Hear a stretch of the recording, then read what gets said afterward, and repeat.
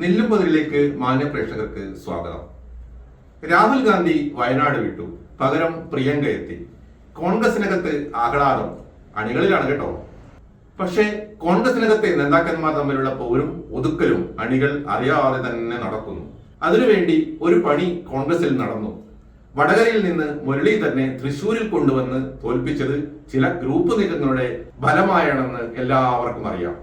തൃശൂരിൽ നിന്ന് അങ്ങ് ഡൽഹിയിൽ പോകണമെന്ന് മുരളിക്ക് വലിയ ആഗ്രഹമൊന്നുമില്ല. പിന്നെ എന്നും പറയുന്നത് പോലെ ഹൈക്കമാൻഡ് പറഞ്ഞു, ഞാൻ കേട്ടു, അത്രമാത്രം. ഇന്ത്യൻ പ്രധാനമന്ത്രിയാകാൻ അവസരം ലഭിച്ചിട്ട് അത് വേണ്ടെന്ന് വെച്ചിട്ട് വന്ന കരുണാകരന്റെ മകനാണ് മുരളി. കേരളമാണ് തനിക്ക് പറ്റിയ മണ്ണെന്ന് മുരളിക്ക് നേരത്തെ അറിയാം. അടുത്ത അസംബ്ലി തെരഞ്ഞെടുപ്പിൽ UDF ജയിക്കുകയും ആ കൂട്ടത്തിൽ തനിക്കൊരു സീറ്റ് കൂടി കിട്ടി ജയിക്കുകയും ചെയ്താൽ മന്ത്രിസ്ഥാനം ഉറപ്പ്. ചിലപ്പോൾ മുഖ്യമന്ത്രി സ്ഥാനത്തേക്ക് പോലും സാധ്യതയുള്ള മുരളീധരനെ ഒതുക്കേണ്ടത് മുഖ്യമന്ത്രി കസേരയ്ക്ക് കണ്ണും നട്ടിരിക്കുന്ന ചില നേതാക്കന്മാർക്ക് ആവശ്യമായിരുന്നു.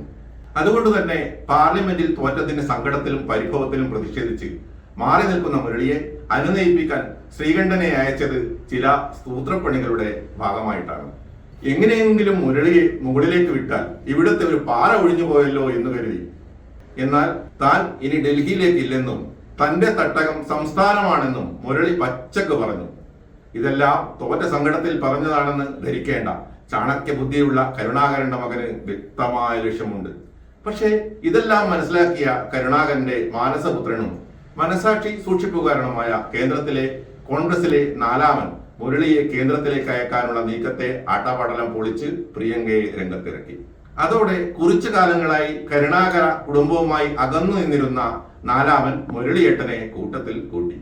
ഇതോടെ UDF ജയിച്ചാൽ മുരളി താക്കോൽ സ്ഥാനമുള്ള ഒരു മന്ത്രിയാകും, അല്ല നല്ലൊരു മന്ത്രിയാകും എന്ന് ഉറപ്പായി. +2 പഠനം കഴിഞ്ഞില്ലേ, ഇനി എന്തെന്ന് സംശയം ബാക്കിയാവുമ്പോൾ സാധാരണക്കാരന് പഠിക്കുവാൻ ഒരു കോളേജ് ഉണ്ട്. ചെറുപുഴയിൽ സെന്റ് മേരീസ് നഴ്സിംഗ് കോളേജ്. 2 വർഷത്തെ നഴ്സിംഗും ലാബ് ടെക്നീഷ്യൻ കോഴ്സും പഠിക്കുമ്പോൾ തന്നെ ശമ്പളത്തോടു കൂടി ജോലിയും കിട്ടും. ആഴ്ചയിൽ 500 രൂപ വീതം മാത്രം ഫീസ് അടച്ചാൽ മതി. പിന്നെ വീട്ടമ്മമാർക്കും ഇതേ ഫീസിൽ നഴ്സറി ടീച്ചേഴ്സ് ട്രെയിനിങ് കോഴ്സുമുണ്ട്. ഇതോടൊപ്പം സ്പോക്കൺ ഇംഗ്ലീഷ്, കന്നഡ കോഴ്സുകൾ എന്നിവ സൗജന്യമായി. അഡ്മിഷൻ ഉറപ്പാക്കൂ. 1/4 നൂറ്റാണ്ടിന്റെ സേവന പാരമ്പര്യവുമായി സെന്റ് മേരീസ് നഴ്സിംഗ് കോളേജ്, അമ്പലം road, Cherupuzha. Phone 9947771550 9446007032 9847813409. Land phone 04985 200 228. ചുരുങ്ങിയ ചെലവിൽ ഹോസ്റ്റൽ സൗകര്യവും ലഭ്യമാണ്.